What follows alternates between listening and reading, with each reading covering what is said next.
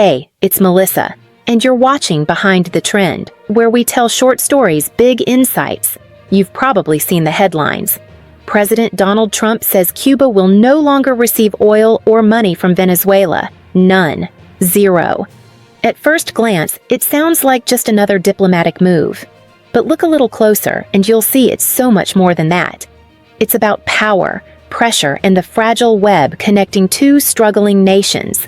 And what happens when that web suddenly breaks? Let's talk about what's really going on. On Sunday morning, President Trump opened his Truth Social account and posted something that stopped diplomats in their tracks. He wrote, and I'm quoting here, "There will be no more oil or money going to Cuba. Zero. I strongly suggest they make a deal before it is too late." Just like that, decades of quiet dependency between Cuba and Venezuela were thrown into question. For years, Venezuela has sent oil, millions of barrels of it, to help keep Cuba's economy alive. In return, Cuba sent doctors, security advisors, and political support to Venezuela's government. It wasn't charity, it was survival.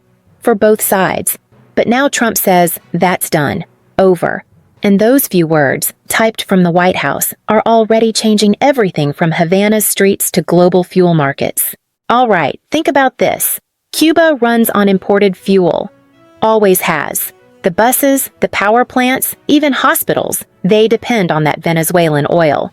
So when Trump says no more oil or money, that's not just a political jab.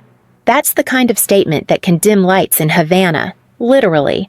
People there are already struggling with rolling blackouts, empty store shelves, and rationed gasoline. Now, take away their main oil supply, and it's like cutting off the island's oxygen. Trump framed it as pressure. He said Cuba should make a deal with the United States, though he didn't say what kind of deal. What's clear is that this is another step in his broader push to reshape America's power in Latin America and to end what he calls decades of corruption and dependency.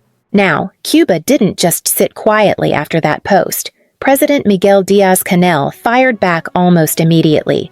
He said Cuba is a free, sovereign, independent nation, and that nobody dictates what we do. Their foreign minister, Bruno Rodriguez, went further. He called the U.S. a criminal hegemon that's threatening peace across the region. Strong words, right?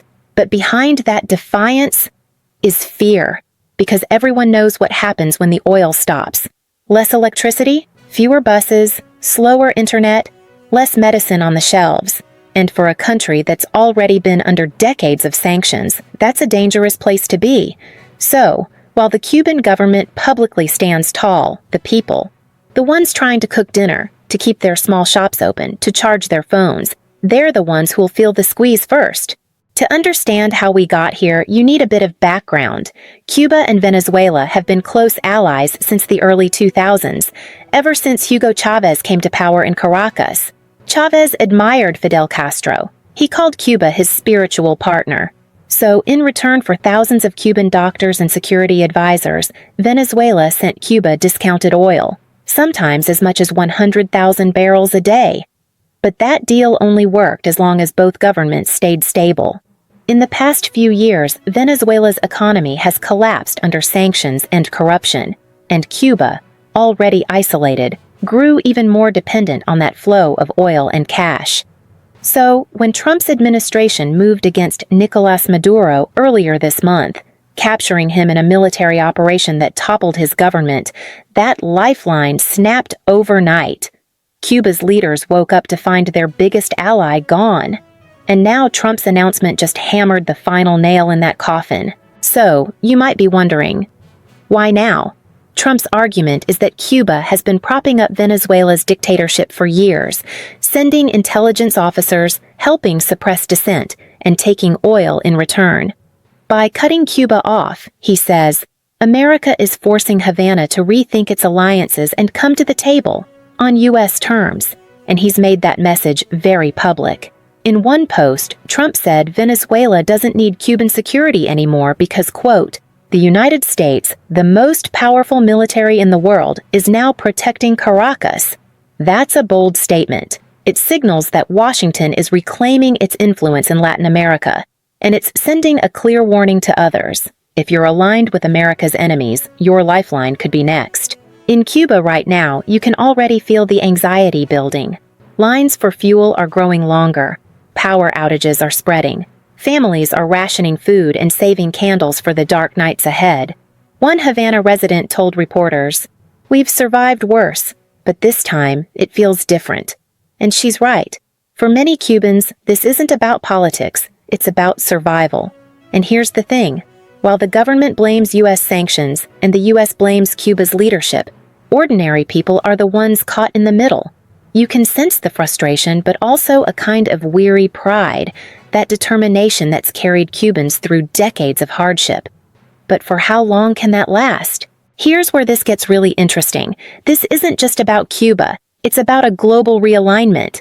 The U.S. has been reshaping its Latin America policy fast, not just confronting old adversaries, but pulling new ones closer. It's already struck a deal with Venezuela's interim government, controlling where that country's oil money goes. Mexico's been asked to step in as a limited oil supplier to Cuba, but the shipments are tiny compared to what Venezuela once sent.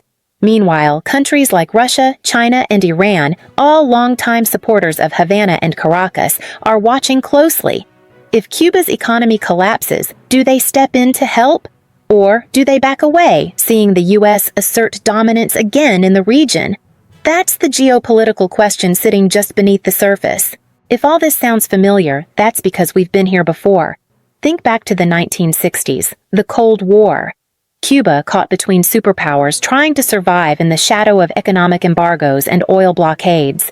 60 years later, history is repeating itself. Only now, the stage looks different. Instead of Soviet tankers, it's Venezuelan oil ships. Instead of telegrams, it's truth social posts.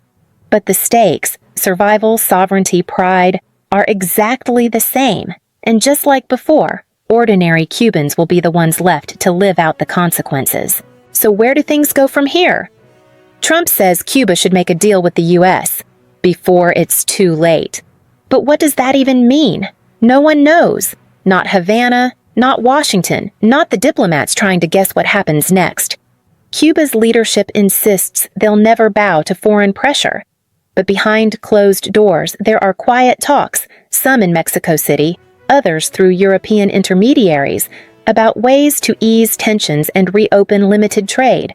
Still, the message from Washington seems clear. Cuba can either adapt or face even harsher isolation. And that's a gamble that could reshape the Caribbean for years. You know, as I read through all this, the politics, the power plays, I keep thinking about one thing. Somewhere in Havana tonight, there's a mother trying to keep her lights on. A doctor wondering if his clinic will have fuel for its generator tomorrow. A taxi driver checking the last bit of gas in his tank. They're not thinking about geopolitics. They're thinking about getting through the day. And maybe that's the real story here. That behind every policy decision, every press release, there are real people just trying to live their lives. I'm Melissa, and this is Behind the Trend, where we bring you short stories, big insights.